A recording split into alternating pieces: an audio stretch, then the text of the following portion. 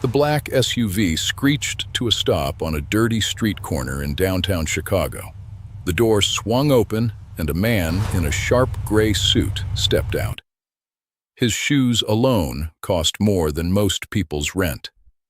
He stood there, tall and still, staring at the woman sitting on the sidewalk with a torn blanket wrapped around her shoulders and a cracked plastic cup in her hand. His chest stopped working for a second. He knew those hands. He knew that face, even under the dirt, even under the weight of years he hadn't been there for. "Margaret," he whispered. She didn't look up. "Margaret." His voice broke this time. She slowly raised her eyes, and the moment she saw him, something inside her shattered all over again. Not from joy, from pain. Old, deep, unhealed pain. "Go away, Daniel," she said quietly. But Daniel Harlow didn't move. He couldn't. Because the woman sitting on that cold sidewalk was supposed to be in the penthouse on Fifth Avenue. She was supposed to be living the life he had worked his entire soul to build for her. Instead, she was here, begging. And somebody was going to answer for that.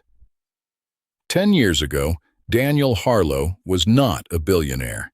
He was a man with a plan, a small tech startup, and a wife who believed in him more than he believed in himself. Margaret used to stay up with him until 2 in the morning, drinking bad coffee and reading through his business proposals. She would find the errors, fix the language, and then look at him with those calm brown eyes and say, "This is going to work, Daniel. I know it." She was right. His company, Harlow Systems, exploded in the European market. Within 18 months, he was managing contracts across 7 countries. When he told Margaret it would be 2 years, maybe 3. He would go to London, build the international division, and come back rich enough that neither of them would ever have to worry again. She kissed him at the airport and said, "Come back to me." He said, "Nothing could stop me." He was wrong about that, too. What Daniel didn't know was that the moment his plane left the ground, his family started moving. His older brother, Gerald, and their mother, Constance Harlow, had always resented Margaret. They thought she was beneath them, a schoolteacher from Ohio with no last name worth mentioning. They had smiled at the wedding and whispered behind closed doors. With Daniel gone, the whispers became actions. First, Constance called the family attorney and began challenging the property agreements Daniel had set up for Margaret. Or she claimed Daniel had signed documents giving the family oversight of all domestic assets while he was abroad. Documents that Margaret had never seen. Documents that, later, a forensic accountant would call highly irregular. Margaret fought back. She called Daniel, but the calls kept getting intercepted or going to his assistant, a young man named Preston, who worked for Gerald on the side. Preston would tell her Daniel was in a meeting, in a flight, unavailable. He would tell Daniel that Margaret said everything was fine, that she just missed him and didn't want to bother him with small details. It was never small. Within 8 months, Margaret was locked out of the joint accounts. Gerald had presented a court filing suggesting she had been financially irresponsible. There were manufactured receipts, fake testimonies from people she had never met. The legal battle drained what little she had access to. She sold her jewelry to pay the lawyers. She sold her car to keep the lights on. The penthouse was gone by year 2. She moved into a small apartment in Evanston, working 2 jobs, teaching during the day, and waitressing on weekends. She kept writing to Daniel through different channels, but Gerald's team was thorough. Every letter was filtered, every email flagged and deleted. By year 4, Margaret had nothing left to sell. The legal fees had buried her. Gerald's attorneys were relentless. They froze her credit. They contacted her employers with lies about her character. She lost her teaching position after a fabricated complaint was filed against her. She had no family left to run to. Her parents were gone. She had one old friend, a woman named Rosa, who let her sleep on her couch for 3 months before Rosa's own situation became desperate. By year 6, Margaret was on the street. She never stopped believing Daniel was alive. She never stopped believing that somewhere, somehow, he didn't know. Because the man she married would never allow this. She held on to that truth like a stone in her fist, squeezing it every cold night when the wind came off Lake Michigan and cut through whatever she was wearing. She held on to it even when it stopped making her feel better. She held on to it because it was the only thing left. Daniel had built an empire. Harlow Systems became one of the most valuable infrastructure technology companies in the world. He had offices in 11 countries, a net worth that analysts estimated at close to $4 billion, and a hollow feeling in his chest that no amount of success ever touched. He had tried to reach Margaret over the years. When the calls didn't connect, he told himself she was upset, that the distance had grown between them. He sent wire transfers that, unknown to him, Gerald had set up a shadow account to intercept. He sent gifts that never arrived. In year 8, he hired a private investigator in Chicago, a man named Carol, to check on her. Carol reported back that Margaret Harlow was no longer at the Fifth Avenue residence and could not be located at this time. Daniel assumed she had moved on. He told himself she had found peace somewhere, maybe even someone else. It destroyed him quietly, but he accepted it the way tired men accept things they think they cannot change. But what Daniel didn't know was that Carol had been approached by Gerald's people before he could file his full report. Money changed hands. The real report was buried. It was a different investigator, a stubborn, retired FBI agent named Diane Moss, who finally got to the truth. Daniel had hired her 2 months ago, not to find Margaret, but to audit some financial irregularities he had noticed in the domestic accounts from years back. Old numbers that didn't line up. Diane Moss was not the kind of woman who stopped at the first locked door. She pulled the original property filings. She traced the shadow accounts. She found Preston, who, now living in Phoenix and no longer on Gerald's payroll, agreed to talk. She found the deleted emails, recovered through a server backup that Gerald's team had missed. And then she found Margaret, on a sidewalk on West Madison Street. 43 years old, 10 years older, and still the woman Daniel had kissed at the airport and promised to return to. He had taken the first flight home. "Margaret, please look at me." She was on her feet now, backing away slowly, her plastic cup clutched against her chest like armor. Her eyes were sharp and wet at the same time. "You don't get to come back here and look at me like that," she said. "Not after 10 years. "I didn't know," he said. He stepped toward her carefully, like she was something fragile the wind might take. "Margaret, I swear to you, I didn't know any of this. Gerald, my mother, they hid everything from me. They intercepted every call, every letter. The investigator I hired, they paid him off." She laughed, and it was the most painful sound he had ever heard. Well, it wasn't a happy laugh. It was the laugh of a woman who had rehearsed this moment 10,000 times in the dark and still didn't know what to do with it now that it was real. "Do you hear yourself?" she said. 10 years, Daniel. I lost everything. I lost the house. I lost my job. I lost... Her voice broke. She pressed her lips together hard. "I slept on the street for 4 years. 4 years, while you were building your empire." "I know," he said. His voice was barely there. "I know. and there is nothing I can say that makes that okay. There is nothing. I'm not here to make excuses. Then why are you here? Because you're still my wife.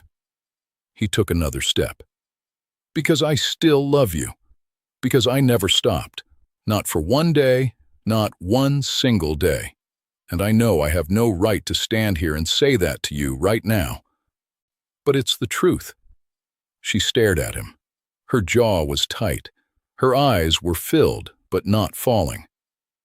Your brother destroyed my life, she said. I know.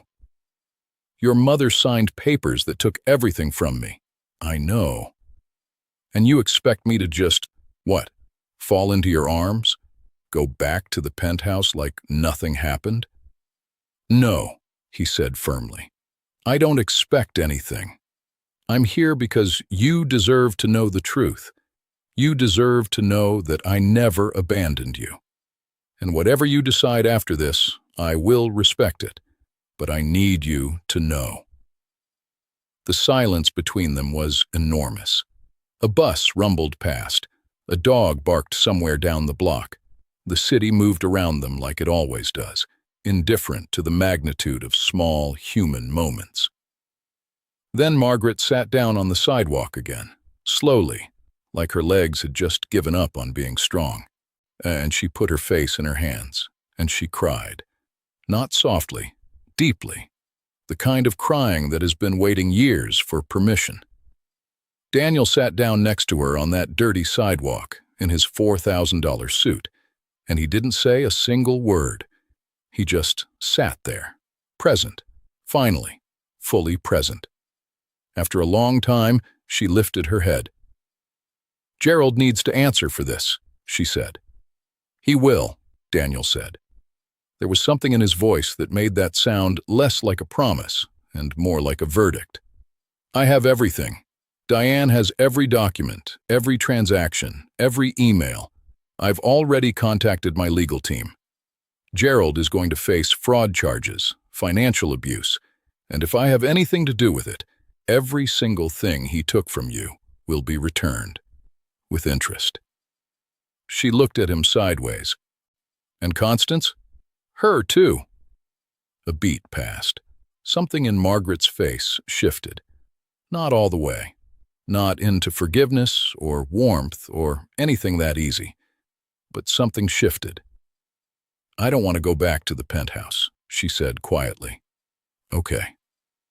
I don't want to go back to the life we had before. I'm not the same person. Neither am I, he said. You hurt me, Daniel. Even if you didn't know.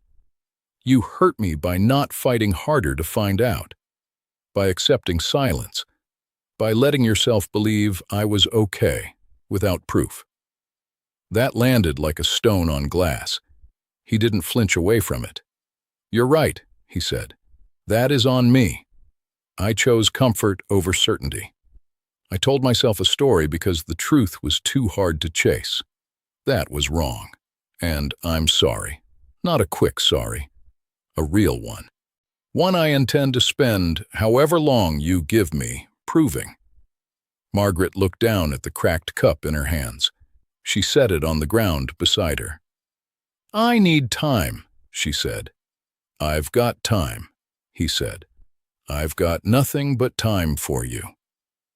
The legal case moved faster than Gerald's attorneys expected. Daniel's team was not a small-town firm. They were a full demolition crew. Within 3 weeks, Gerald Harlow was arrested on 12 counts of financial fraud, forgery, and conspiracy. Constance Harlow faced civil charges. Preston cooperated fully with prosecutors in exchange for reduced penalties. Every account that had been drained was traced. Every asset that had been seized was documented. The shadow accounts were dismantled.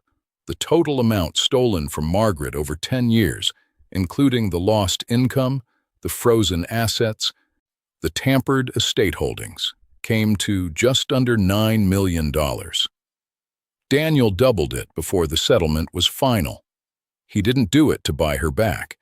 He did it because she had suffered while he had flourished, and that was a debt that lived in his bones.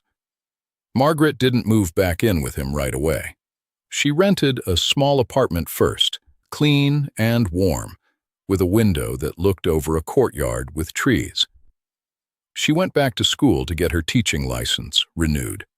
She started cooking again. She started sleeping through the night. Daniel gave her space. He called when she wanted him to call. He came when she invited him. He learned the difference between presence and pressure, and he practiced it carefully, like a man who understood he was operating on borrowed grace. Months later, on a cold Tuesday evening, she called him first. "Are you free tonight?" she asked. "For you," he said. "Always." She made dinner. Nothing fancy. Pasta, salad, bread from the bakery down the street. They sat at her small table and talked for 3 hours. About London, about the street, about the years in between, about what hurt, about what they still remembered that was good. At the end of the night, she walked him to the door. "Same time next week?" he asked. She almost smiled. Almost.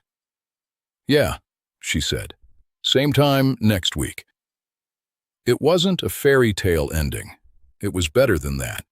It was two people deciding, slowly and honestly, whether something broken could become something true. And for the first time in 10 years, Daniel Harlow drove home without that hollow feeling in his chest. Margaret stood at her window and watched the city lights and breathed.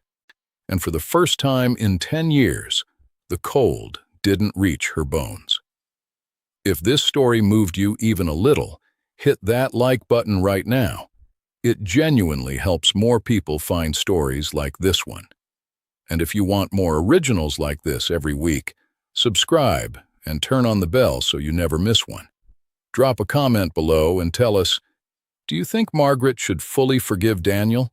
Let's talk about it. See you in the next one.